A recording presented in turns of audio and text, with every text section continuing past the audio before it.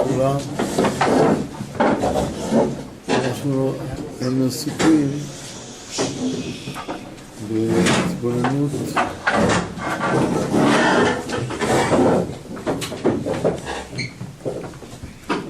בהתבוננות על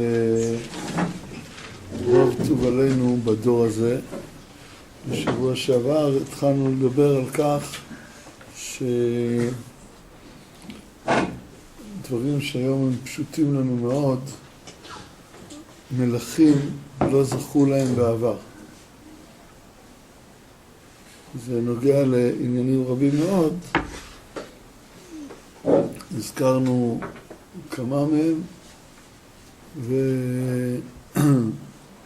וכשמלך היה רוצה לעבור ממקום למקום, אפילו שהמלך לא היה לו כלי תחבורה נוחים כמו שלנו, לא במהירות, לא בנוחות, וודאי לא במזג האוויר.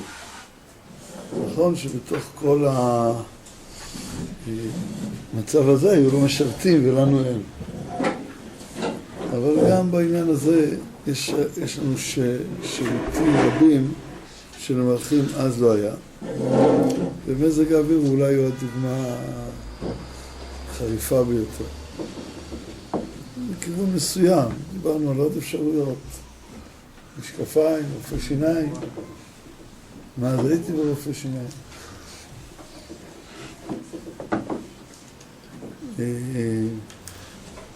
אני רוצה עכשיו להתבונן בעוד הקשרים. היה נדמה לי שיש לי חוב, אבל אחרי זה חשבתי אולי זה חוב בשיעור א', שמילאתי אותו שלשום בערב. אבל יש עוד חוב. שמה עוזר כל השפע אם אנחנו בדור שאין דיכאון כמוהו? אז זה כמה תשובות בדבר. על השאלה, זה שיש שפע ועדיין לאנשים לא טוב, זה שאלה שצריך לענות עליה,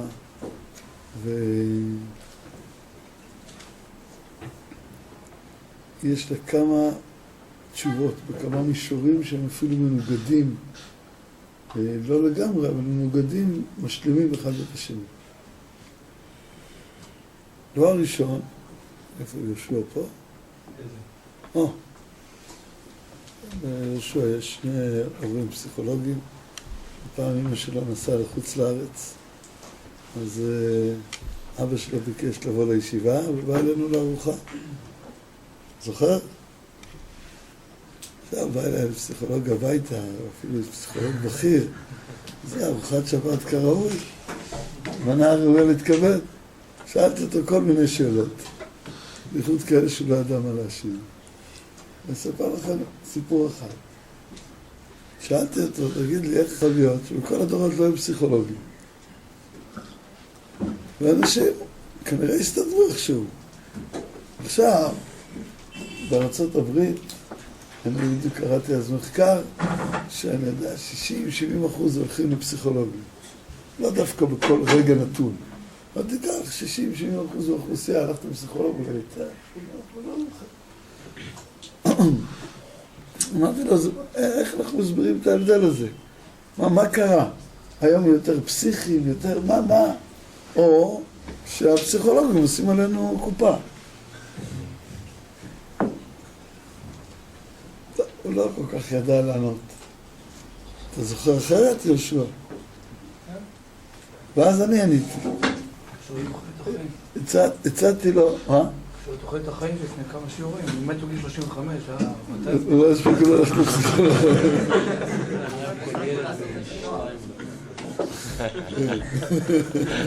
הבעיה שהיום גם הגיל של האלה שהולכים פסיכולוג יורד, זה לא... כן. אז אני הצעתי לו את ההצעה הבאה. אמרתי לו, כל הדורות היו צריכים ללכת לפסיכולוגים. ובגלל שלא היה פסיכולוגים, בכלל לא היה שיח כזה. אז כל הכאב נדחק במעמקים. עכשיו הגיע זמן שהכאבים של כל הדורות שלא הלכו לפסיכולוגים יוצאים עכשיו. אז הוא נהנה מאוד מהתשובה. לא, אין לך, אין ראיה מחקרית לעניין הזה כמובן, אבל הוא נהנה מאוד מהתשובה. ותשובה אחת זה שתמיד היה רע, אבל אי אפשר היה לדבר על זה. היום הרבה יותר טוב, וגם הרע שיש אפשר לדבר עליו. כלומר, שבמובן הבדיקה של היחסיות מהעבר אל ההווה, עדיין אנחנו בהתקדמות פנטסטית גם בתחום הזה. ואני אתן דוגמה לדבר הזה. היום כמעט ואין עבדות בעולם. לא שאין, אבל כמעט ואין עבדות בעולם. עד לפני 100 שנה עבדות זה היה דבר מצוי ביותר. ומיליונים על מיליונים יהיו עבדים במובן המחפיר של המילה. גם היום יש אנשים שמתעמרים בהם ומתעללים בהם ומשתמשים בהם כחפצים. אבל העולם במובן הזה התהפכות עצומה. זה אחד הנושאים שרציתי לדבר עליהם היום, שאנחנו מלאי ביקורת על הדמוקרטיה הישראלית. ובצדק. יש אפילו מי שאומר, צריך D9 להוריד את בית המשפט.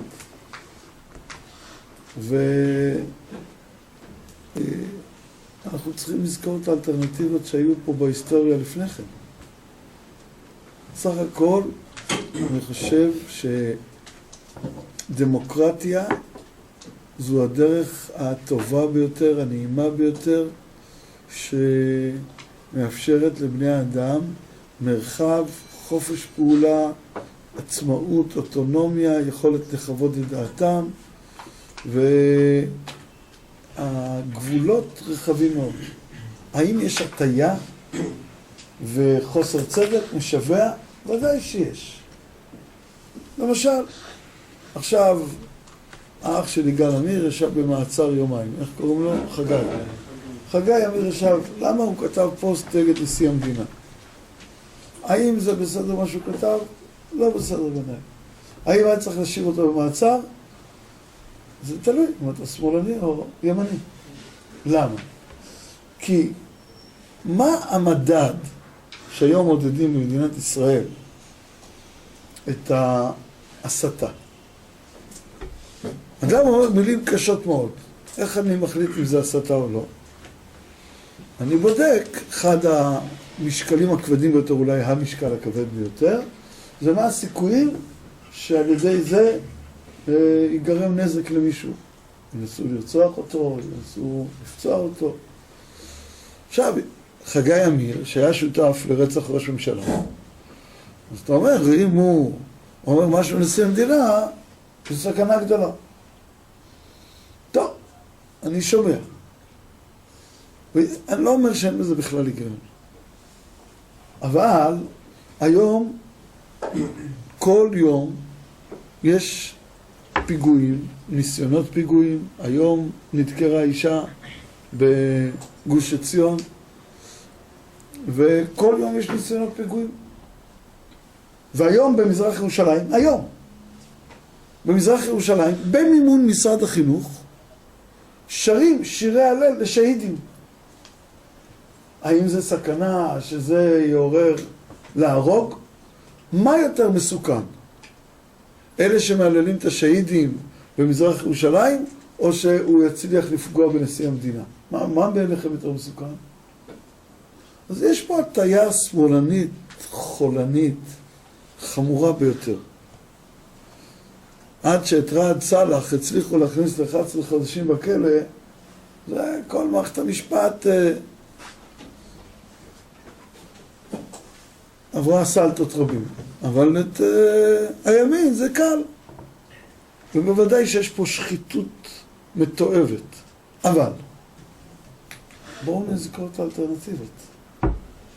שלטון, אני לא יודע אם אתם יכולים להקל את זה כל כך, זה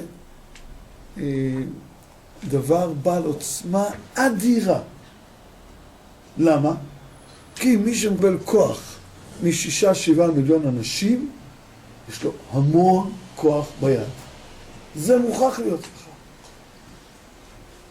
אין שום אפשרות אחרת. אלמלא מוראה של ברכות, איש את רעהו חיים בלעו. אז צריך למישהו שיהיה לו מוראה על X מיליונים אנשים. ובשביל זה צריך להיות לו הרבה כוח ביד. ואין שלטון שאין לו הרבה כוח ביד. ושלטון לא מתנהל בלי כוח. אין מדינה בעולם שהשלטון מתנהל בלי כוח. וכוח חריף ביותר.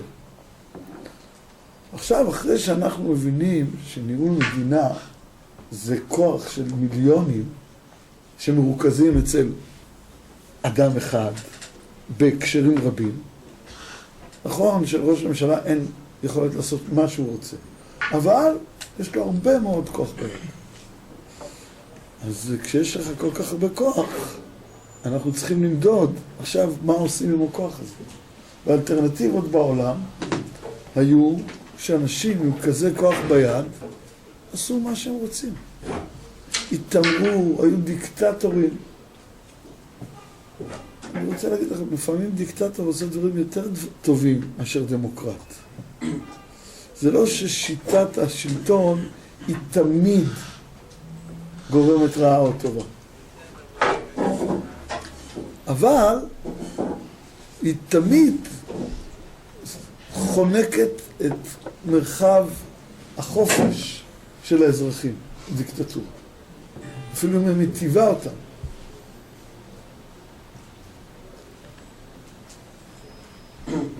אני בעוד כמה שבועיים אני אהיה עכשיו היה יום עיון לזכר יצחק רבין בבית יצחק רבין, איך קוראים לזה? מרכז רבין? מרכז רבין. מרכז רבין. זה עם קצינים בכירים בצה"ל.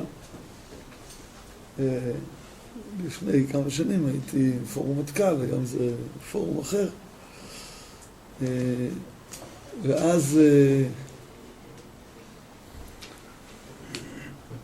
היה בדיוק, זה היה בקיץ של המחאה האזרחית. זוכרים? מה? חברתית. החברתית, טוב. לזה התכוונתי. הקיץ של המחאה החברתית. והביאו שם דיון שהיה גם, באותו קיץ גם היה שירת נשים בצבא, וגם המחאה החברתית, הביאו דיון 3 אנשים, 2 פרופסורים, ואני, שאין לי בגרות. אז היה שם פרופסור יונה, שהיה מראשי המחאה החברתית. אולי זה פרופסור אחר, כבר לא זוכר איזה פאנל. לא חשוב, היה שם פרופסור מראשי המחאה החברתית, ואני באתי בעצם לדבר על משהו אחר, אבל התגלגלנו לדבר על המחאה החברתית. ואני לא שותף למחאה החברתית הזאת.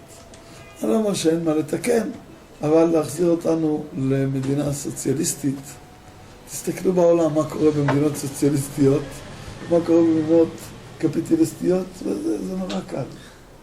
כאילו כל המלל, מלל, זה נורא קל. ואז אני אמרתי, תראו, לא באתי על התחום הזה, אבל כיוון שבפאנל כבר שאלו אותי גם על זה, אז אני רוצה להגיד, הבאתי 2 דברים, אבל אני אגיד לכם אחד. אמרתי להם שדפני ליף, שהייתה מנהיגת המחאה, בואו נגיד שמאיזושהי סיבה שלא עניינה כאן, נגזרה עליה גזרה שהיא לא יכולה לחיות בארץ ישראל. וצריכה לעבור למדינה אחרת. לאיזה מדינה היא הייתה עוברת? מה אתם אומרים? לארצות הברית, זה ברור. עכשיו, ארצות הברית בעיניה זה הקפיטליזם החזירי בכל תוקפו.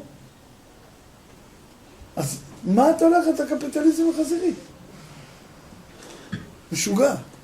הרי כל מה שאת אומרת שזה חזירי, אז למה אתה הולכת לשם?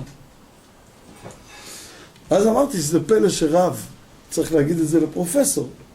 אבל אני אגיד, שיש פה שני ערכים מתנגשים, וקשה להימנע מההתנגשות הזאת. אפשר למעט אותה, אפשר לשחק איתה, אבל יש פה התנגשות עזה בין שני ערכים. ערך אחד נקרא שוויון, וזה הדגל של הסוציאליזם. ערך אחד נקרא חופש, וזה הערך של הקפיטליזם. עכשיו, אי אפשר שניהם. ככל שהשוויון יותר גדול, החופש יותר קטן. ככל שהחופש יותר גדול, השוויון יותר קטן. זה משוואה פשוטה. כי אם אני חופשי לעשות מה שאני רוצה, ולהרוויח כמה כסף שאני רוצה, באמת יש פחות שוויון. אם אני חייב להיות שווה אליך, אז אני לא יכול להרוויח כמה שאני רוצה, וגם לא לעשות מה שאני רוצה. זה מוכרח להיות. ועכשיו עומדת על הפרק שאלה נורא פשוטה. איזה ערך יותר חשוב? שוויון או חופש? ואני אמרתי, חופש יותר חשוב. תנו לי חופש, לא רוצה שוויון, אני רוצה חופש. וככה גם דפני ליף, שצועקת שוויון, אבל